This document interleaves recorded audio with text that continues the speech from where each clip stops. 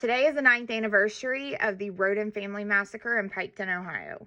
Hi. I woke up with a really bad migraine this morning, so it kind of ruined my entire day because I had to take my meds and go back to sleep. I ended up waking up when it was time to pick my kid up from school. I decided to turn today into a personal day. I needed tan, hence the dirt look.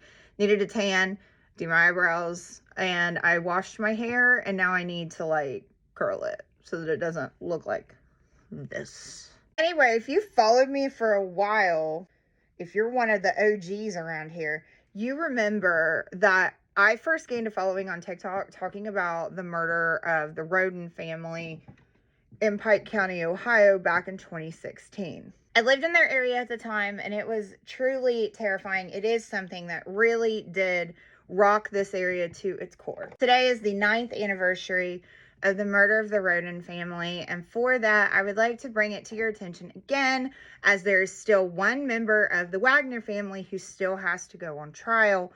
His name is Billy. He is the father of this Wagner group of murderers. On April 22nd, 2016, early in the morning, 911 received a call from a Bobby Jo Manley reporting that she was at her cousin's house and had found these people deceased. There were 2 people in this house. She said that her cousin, Chris Roden, and his other cousin, Gary Roden, were found murdered in this trailer in Pike County, Ohio. She said that it had looked like they'd had the, quote, the hell beat out of them. There was blood everywhere, that one of them was in the living room and the other one they found back in the bedroom. The Roden family all lived on the same road and were a very, very close-knit family. And even though Chris and his ex-wife Dana were divorced, they still remained very good friends for the sake of their children, who were almost adults at this time. So much so that Chris Roden had actually bought his ex-wife Dana a trailer, a double-wide trailer, up the road from where he lived, and she had just moved into the home. After they found Chris and Gary Roden deceased, they went next door to his son Frankie Roden's house, where he lived with his fiancee Hannah Gilly with their 2 children. They had a 6-month-old child together, and Frankie had a 3-year-old child with his ex-girlfriend Chelsea. At Frankie's house, they were greeted by Frankie's 3-year-old answering the door covered in his parents' blood. When they entered Frankie's house, they realized that all of the adults in Frankie's house were deceased as well. They had all been unalived by multiple GSWs to the head. They left Frankie's house and went up the road to his mother Dana's house. Dana lived in a newer double-wide. Shit. I can't tell this fucking story, dude. I apologize for the shaky storytelling. Like I said, I had a huge migraine earlier, and my mind is still not firing on all cylinders. You know what I mean? Dana lived up the road with 2 of her and Chris Sr.'s children, Chris Jr., who was a sophomore in high school, and their daughter, Hannah Mae, who was, I believe, 19 years old, maybe 20. She might have just turned 20. She was very young. Hannah was the mother to 2 little girls. She had a little girl named Sophia, who was 3 years old, and she had a baby named Kylie, who was 4 days old. Fortunately, Sophia was not in the house. Sophia was with her father, Jake Wagner. Kylie, however, was laying in bed next to her deceased mother. Just like with Frankie's home, all of the adults in Dana's home were found deceased, and any children were found unharmed, with the exception of Chris Jr., who was only 16 years old, but was found deceased in this home. 4-day-old baby Kylie was technically unharmed. I mean, she was laying in bed next to her deceased mother, so, I don't know how unharmed that is, but Hannah's 3-year-old Sophia, fortunately, was not in the home. She was with her father, Jake. As the day goes on, this comes onto the news. Everybody is flipping the hell out. So as the day is going on, police are there, BCI is there. We're bringing in the big guns here. Pike County had a new sheriff that was appointed and had only been sheriff for approximately 3 months when this happened. Charlie Reeder, the sheriff at the time, realized he was immediately in over his head with what this county could handle. calls in the State Bureau of Criminal Investigation. They come in to assist. While this investigation is going on, another Roden family member goes to check on a different member of the family named Kenneth Roden. Kenneth Roden lived on a different road in the same area in a camper. Now, if you're not from rural Appalachia, that might sound fucking crazy to you.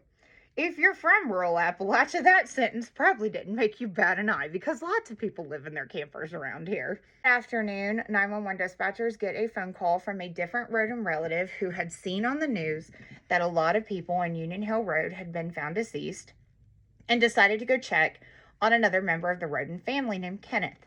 Kenneth lived on Camp Creek Road, which was in that general region, but technically in a different county. This cousin goes into the camper when he is not able to get a hold of his cousin Kenneth and does find Kenneth deceased. Kenneth is also found with money scattered on his body, making people believe that this is possibly a drug deal gone bad. By the end of the day, there were 8 members of the Roden family that were found deceased in their homes with their small children. Fortunately, if there is a silver lining to this, none of the children were harmed, with the exception, obviously, of Chris Roden Jr., who was only 16 years old. Unfortunately, this investigation took a lot of turns, and a lot of the sympathy for this family dried up when it was released that they were involved in substance issues and fighting animals. You know, feathered animals. I don't think I can say that on here, but you know, chickens. They're fighting chickens, okay? I mean, nobody is endorsing this behavior, but none of this is a death sentence. You know, nothing that they were doing warranted this level of murder. The investigation goes on for a while. There are so many leads. There are so many rumors. Everybody tied to this family is a suspect.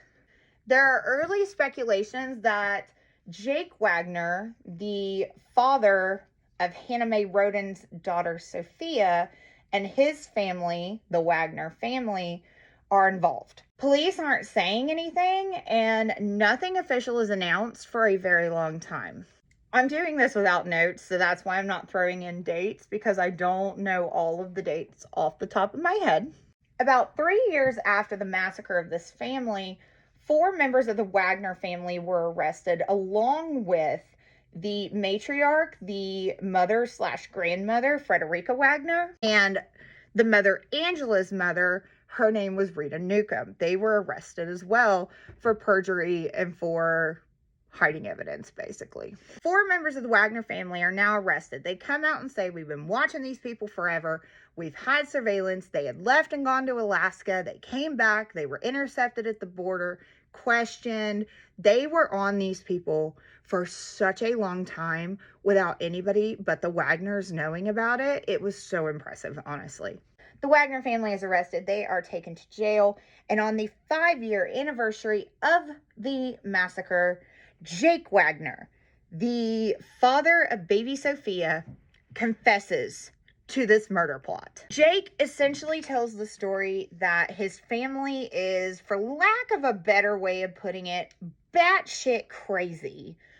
And they decided that they needed to murder the entire Roden family out of fears that they were assaulting this little girl. It also says that all 4 members of the family were involved, that his mother stayed at home with Sophia and was essentially the mastermind, that him, his father, and his brother carried out this crime, and he gives extreme detail. If you are interested in the nitty-gritty details of this case, there's about 3 straight days worth of playlists on my page. If you scroll up to the top, there is a Roden Massacre playlist where we covered the trial of George Wagner, Jake's brother, day by day in excruciating detail. If you don't feel like spending 3 days of your life watching all of those, I won't tell you, because it's pretty interesting, honestly. But I will warn you, if you watch my videos, those were some of the first videos I ever made. And if you think that I can't stay on topic now, y'all ain't got no idea. The videos I was making 3 years ago are so embarrassing. Jake confesses and takes a deal that he will testify against his other family members in exchange for the death penalty being taken off the table. Shortly after Jake confesses, his mother, Angela, also confesses. She confesses to her involvement in it and that she helped mastermind but was not involved in the actual murders itself. George Wagner claims the entire time that he had nothing to do with this, he had no idea it was happening, and he had no idea afterwards, because in the state of Ohio, you don't have to pull a trigger to be convicted of first-degree murder. You can know about it before or after the fact and not say anything and still be charged with that crime. However, George was 100% involved, and over the course of the trial, they pretty well proved that he was there. Like, there was no other way for this crime to go down the way that it did without him being present. If it was only the father and Jake, it wouldn't have happened the way that it did. Like I said, this trial went on for the better part of 3 months. There is so much evidence. There are so many subplots. I highly recommend watching some sort of summary on this, whether it's mine or somebody else's. The details on this case are fucking wild. This family is possibly the most dysfunctional family that I have ever seen. There is so much going on. There are so many side plots, subplots, crossovers, small town shit. If you live on this kind of shit, I got you, girl. Ultimately, George Wagner was convicted of the crime of first-degree murder of 8 members of the Roden family. George will spend the rest of his life in prison, barring any kind of appeals or anything, which he is filing. Jake still has to testify against his father. His father, Billy Wagner, his trial is coming up soon.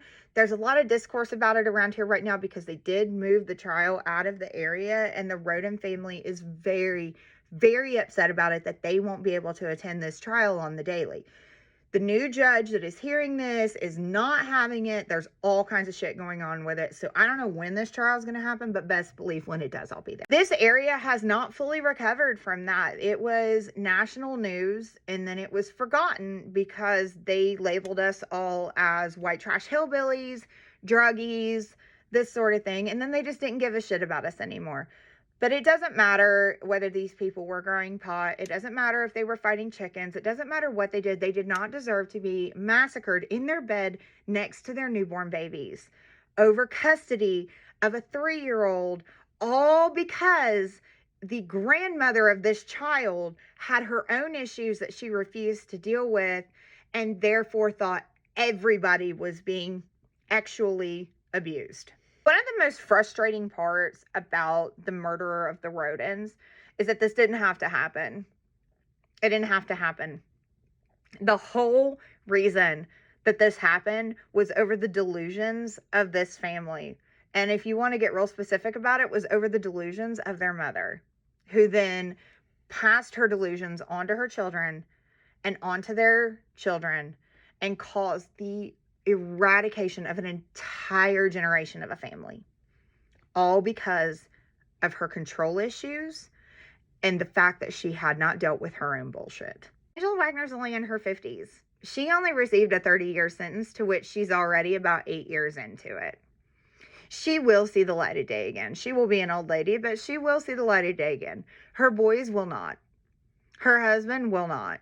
Anyway, like I said, if you are a true crime buff, the Roden family is one that you really should dive into. There are a couple of really good podcasts that you can listen to if this is something that you're interested in. They're super detailed. They have multiple seasons. There's the Pink Moon Murders on Apple Podcasts. I don't know who produces that one. And then there is an iHeartMedia one that is called the Piketon Massacre, I believe. If you look that one up, the cover is the Idaho 4 or the Idaho Massacre, because their next season was about the Idaho 4. However, the first part of that podcast, there are 3 seasons talking about the Roden massacres in Piketon, Ohio. There are also a couple of shows. There's a really good one on Oxygen, and there's another one, I think it's on Hulu. I don't know. I've covered it before. There's a playlist up here. You can go through and look at it. And then there's also little videos talking about where you can find further information on this case. Like I said, if you love true crime, this is a good one. There's so much. There's family problems, underage mothers, chicken fighting, drugs, corrupt officials, cops going to prison, landlords, chicken fighting. I mean, the works. There is every possible angle that you could be interested in this case. Is it a little white trash? Yes. Is everybody around here a little white trash? Also, yes. I hope that retelling made sense. My brain is not exactly firing on all of its cylinders today. If you've been around for a while, you know that this is where my internet following came from to begin with. There is a playlist at the top. There are actually 4 playlists if you would like to catch up on the Roden Wagner story. So sorry in advance. Those were the very first videos I ever made. I had never made content up until then, so I didn't quite know how to edit myself yet. So if you think I'm a yapper now, girl, it gets so much worse. All right, that's it. I've yapped long enough. Like I said, if you want to deep dive in this, there are lots of resources that you can. If you can't find anything, shoot me a message, comment below. I will send you in the right direction. All right, I love y'all. See you later. Bye.